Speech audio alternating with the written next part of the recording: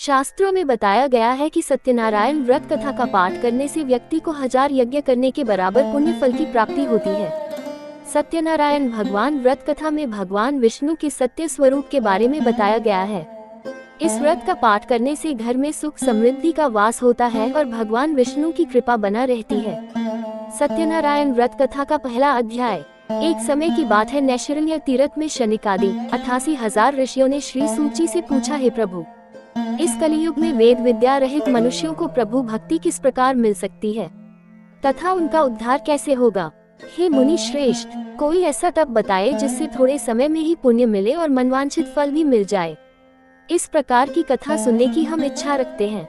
सर्व शास्त्रों के ज्ञाता सूची बोले, हे वैष्णवों में पूज्य, आप सभी ने प्राणियों के हित की बात पूछी है, इसलिए मैं एक ऐसे श्रेष्ठ व्रत को आप लोगों को बताऊंगा जिसे नारद जी ने लक्ष्मी नारायण जी से पूछा था और लक्ष्मीपति ने मुनिश्रेष्ठ नारद जी से कहा था।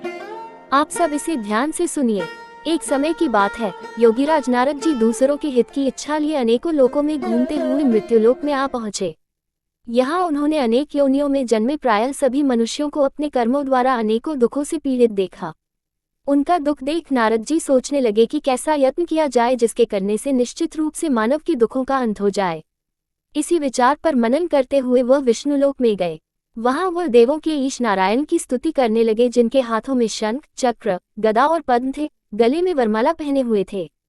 स्तुति करते हुए नारद जी बोले, हे भगवान, आप अत्यंत शक्ति से संपन्न हैं, मन तथा वाणी भी आपको नहीं पा सकती है।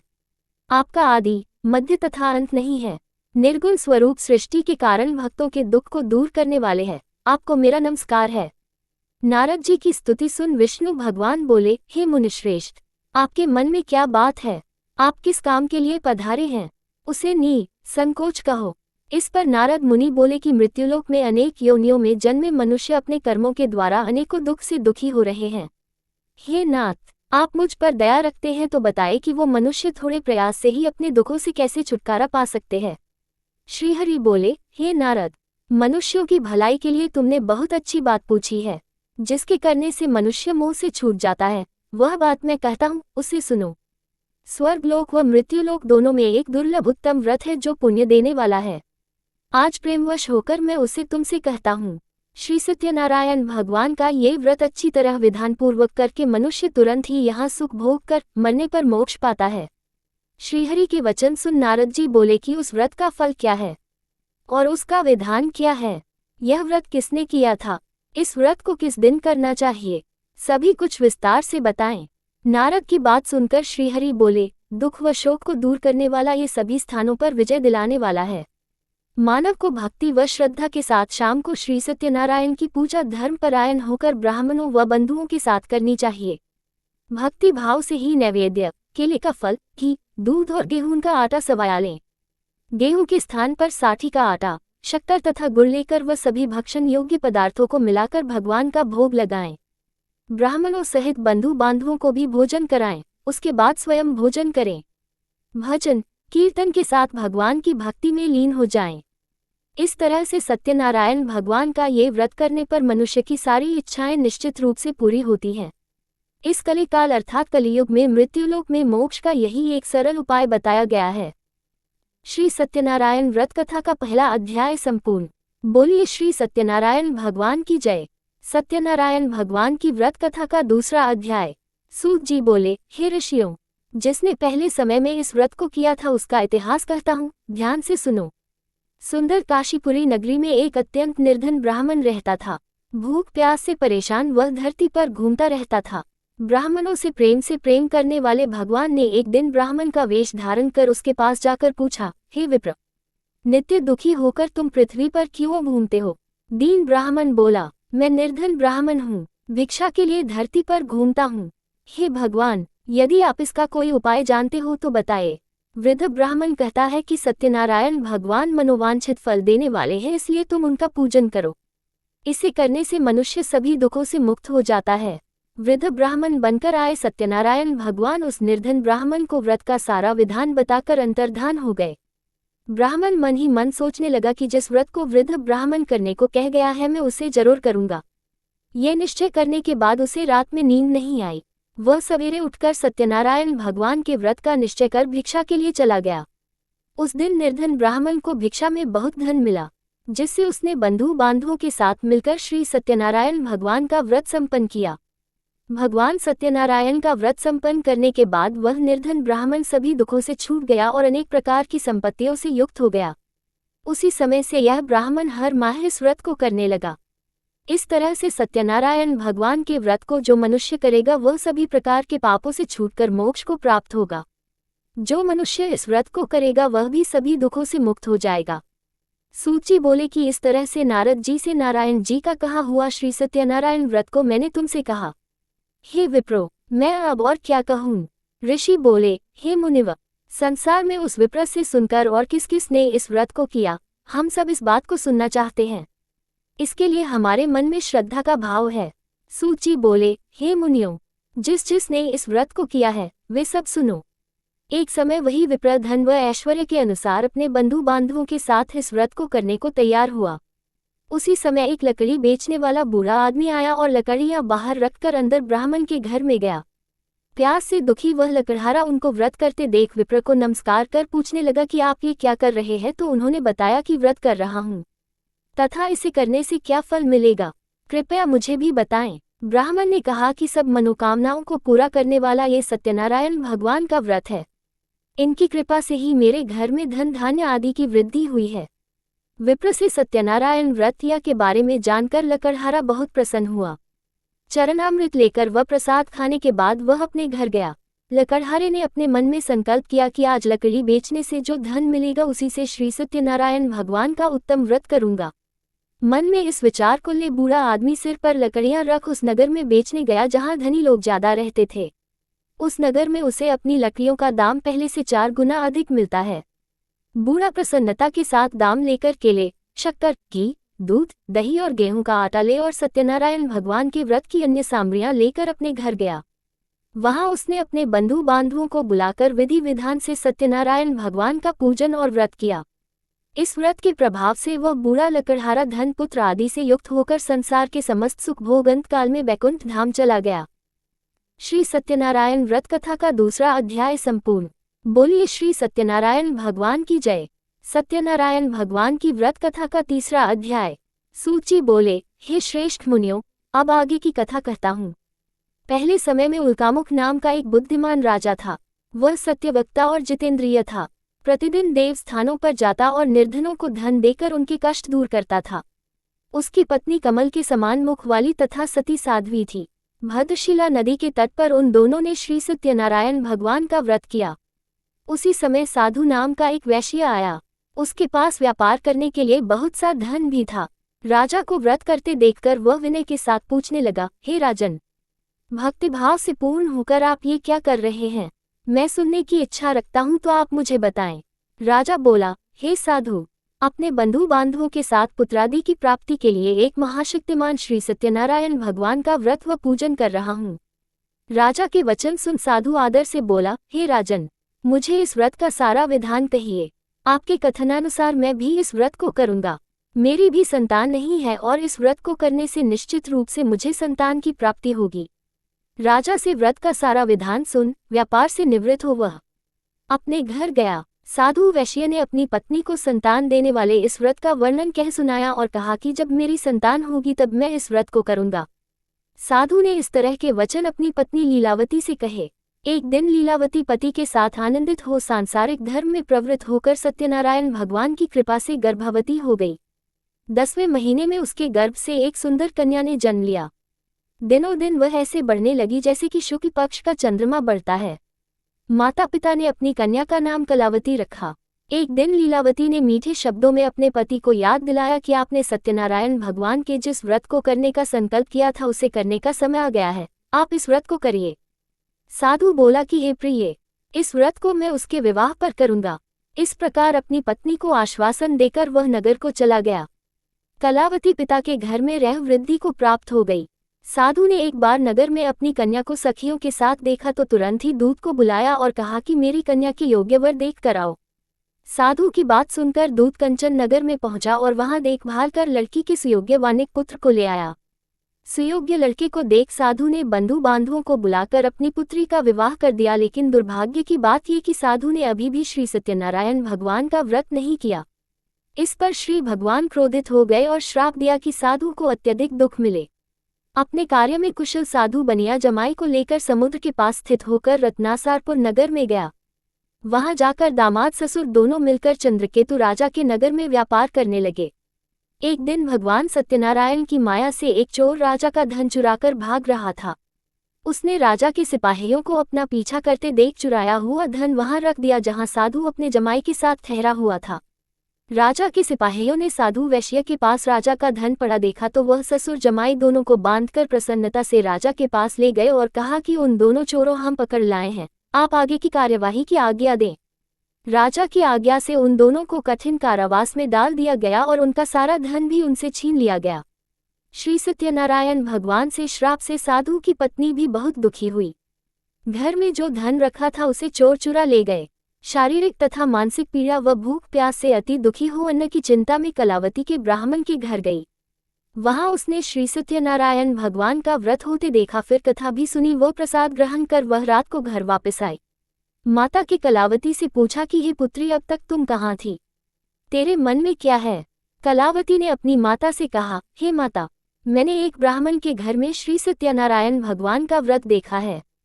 कन्या के वचन सुन लीलावती भगवान के पूजन की तैयारी करने लगी। लीलावती ने परिवार व बंधुओं सहित सत्यनारायण भगवान का पूजन किया और उनसे वर मांगा कि मेरे पति तथा जमाई शीघ्र घर आ जाएं। साथ ही यह भी प्रार्थना की कि हम सबका अपराध क्षमा करें। श्री सत्यनारायण भगवान इस व्रत से संतुष्ट हो गए और राजा चंद्रकेतु को सपने में दर्शन दे कहा कि हे राजन, तुम उन दोनों वैश्यों को छोड़ दो और तुमने उनका जो धन लिया है उसे वापस कर दो। अगर ऐसा नहीं किया तो मैं तुम्हारा धन, राज्य व संतान सभी को नष्ट कर दूंगा। राजा को ये सब कहकर वह अंतर्धान हो गए। प्रातःकाल सभा में राजा ने अपना सपना सुनाया, फिर बोले कि बनिक पुत्रों को कैद से मुक्त कर सभा में लाओ। दोनों ने आते ही राजा को प्रणाम किया। राजा मीठी वाणी में बोला, हे महानुभावों, भाग्यवश कठिन दुख तुम्हें प्राप्त हुआ है, लेकिन अब तुम्हें कोई भय नहीं है। कह राजा ने उन दोनों को नए वस्त्राभूषण भी पहनाए और जितना धन उनका लिया था उससे दुगुना धन वापस कर दिया। दोनों वैश्य अपने घर को चल दिए। श्री सत्यनारायण व्रत कथा का 3रा अध्याय संपूर्ण। बोलिए श्री सत्यनारायण भगवान की जय। सत्यनारायण भगवान की व्रत कथा का 4था अध्याय। सूची बोले, वैश्य ने मंगलाचार कर अपनी यात्रा आरंभ की और अपने नगर की ओर चल दिए। उनके थोड़ी दूर जाने पर एक दंडी वेशधारी श्री सत्यनारायण ने उनसे पूछा, हे साधु, तेरी नाव में क्या है? अभिमानी वणिक हंसता हुआ बोला, हे दंडी, आप क्यों पूछते हो? क्या धन लेने की इच्छा है?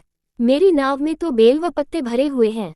वैश्य के कठोर वचन सुन भगवान बोले, तुम्हारा वचन सत्य हो। दंडी ऐसे वचन कह वहां से दूर चले गए।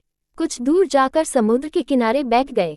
दंडी के जाने के बाद साधु वैश्य ने नित्य क्रिया के पश्चात नाव को ऊंची उठते देखकर अचंभा माना और नाव में बेलपत्ते आदि देख वह मूर्छित हो जमीन पर गिर पड़ा।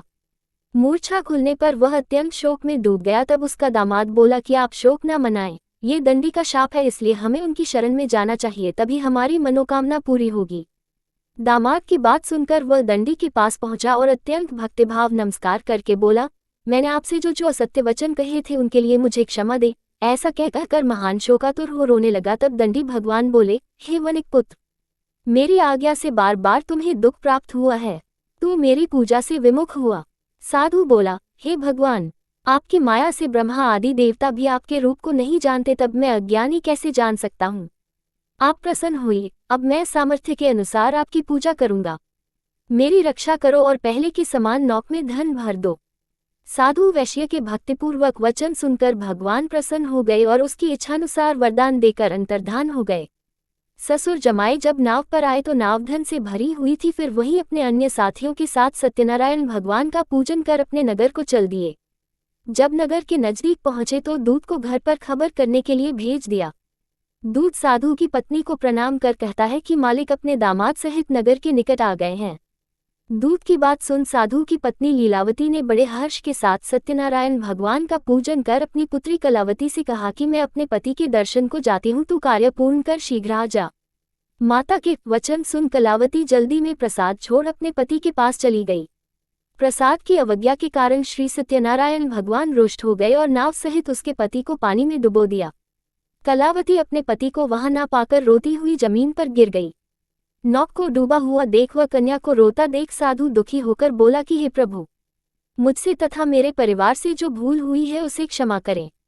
साधु के दीन वचन सुनकर श्री सत्यनारायण भगवान प्रसन्न हो गए और आकाशवाणी हुई, हे साधु, तेरी कन्या मेरे प्रसाद को छोड़कर आई है, इसलिए उसका पति अदृश्य हो गया है। यदि वह घर जाकर प्रसाद खाकर लौटती है तो इसे इसका पति अवश्य मिलेगा। ऐसी आकाशवाणी सुन कलावती घर पहुंचकर प्रसाद खाती है और फिर आकर अपने पति के दर्शन करती है। उसके बाद साधु अपने बंधु बांधवों सहित श्री सत्यनारायण भगवान का विधि विधान से पूजन करता है। इस लोक का सुख भोग वह अंत में स्वर्ग जाता है। श्री सत्यनारायण व्रत कथा का चौथा अध्याय संपूर्ण। बोलिए श्री सत्यनारायण भगवान की जय। सत्यनारायण भगवान की व्रत कथा का 5वां अध्याय। सूची बोले, हे ऋषियों, मैं और भी एक कथा सुनाता हूँ, उसे भी ध्यानपूर्वक सुनो। प्रजापालन में लीन तुंगध्वज नाम का एक राजा था। उसने भी भगवान का प्रसाद त्याग कर बहुत ही दुख सहन किया। एक बार वन में जाकर वन्य पशुओं को मारकर वह बड़ के पेड़ के नीचे आया। वहां उसने ग्वालों को भक्ति भाव से अपने बंधुओं सहित सत्यनारायण भगवान का पूजन करते देखा। अभिमानवश राजा ने उन्हें देखकर भी पूजा स्थान में नहीं गया और न ही उसने भगवान को नमस्कार किया। ग्वालों ने राजा को प्रसाद दिया, लेकिन उसने वह प्रसाद नहीं खाया और प्रसाद को वहीं छोड़ वह अपने नगर को चला गया। जब वह नगर में पहुंचा तो वहां सब कुछ तहस नहस हुआ पाया तो वह शीघ्र ही समझ गया कि यह सब भगवान ने ही किया है। वह दोबारा ग्वालों के पास पहुंचा और विधि पूर्वक पूजा करके प्रसाद खाया तो श्री सत्यनारायण भगवान की कृपा से सब कुछ पहले जैसा हो गया। दीर्घकाल तक सुख भोगने के बाद मरणोपरांत उसे स्वर्गलोक की प्राप्ति हुई। जो मनुष्य परम दुर्लभ इस व्रत को करेगा तो भगवान सत्यनारायण की अनुकंपा से उसे धन धान्य की प्राप्ति होगी। निर्धन धनी हो जाता है और भयमुक्त हो जीवन जीता है। संतानहीन मनुष्य को संतान सुख मिलता है और सारे मनोरथ पूर्ण होने पर मानव अंतकाल में बैकुंठ धाम को जाता है। सूची बोले, जिन्होंने पहले इस व्रत को किया है अब उनके दूसरे जन्म की कथा कहता हूँ। वृद्ध शतानंद ब्राह्मण ने सुदामा का जन्म लेकर मोक्ष की प्राप्ति की। लकड़हारे ने अगले जन्म में निषाद बनकर मोक्ष प्राप्त किया। उल्कामुख नाम का राजा दशरथ होकर बैकुंठ को गए। साधु नाम के वैश्य ने मोरध्वज बनकर अपने पुत्र को आरे से चीरकर मोक्ष पाया। महाराज तुंगध्वज ने स्वयंभू होकर भगवान में भक्ति युक्त हो कर्म कर मोक्ष पाया। श्री सत्यनारायण व्रत कथा का 5वां अध्याय संपूर्ण। बोलिए श्री सत्यनारायण भगवान की जय। ये भी पढ़े, ओम जय जगदीश हरे आरती जय लक्ष्मी रमना, स्वामी जय लक्ष्मी रमना। इस आरती के गायन से लक्ष्मी नारायण की होती है कृपा।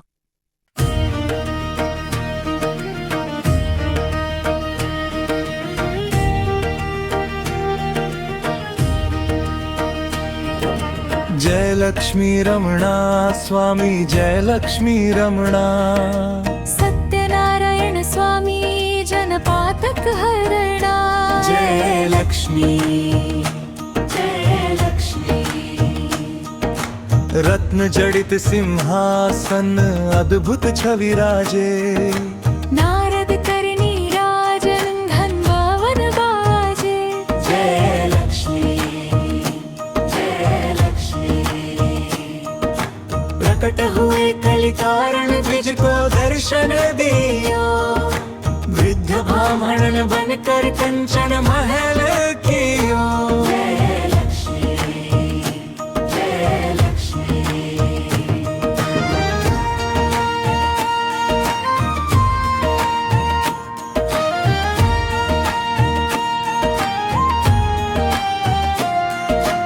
दुर्बल भील कठारो जिन पर कृपा करी।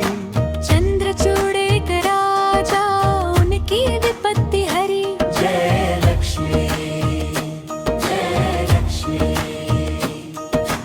वैश्य ने मनोरथ पाया श्रद्धा तज दीन्ही। वह फल भोगा प्रभु जी फिर सुत दीन्ही। जय लक्ष्मी, जय लक्ष्मी। भाव भक्ति के कारण क्षण क्षण रूप धरियो। श्रद्धा धारण करने वाले उनका काज सरियो। जय लक्ष्मी, जय लक्ष्मी।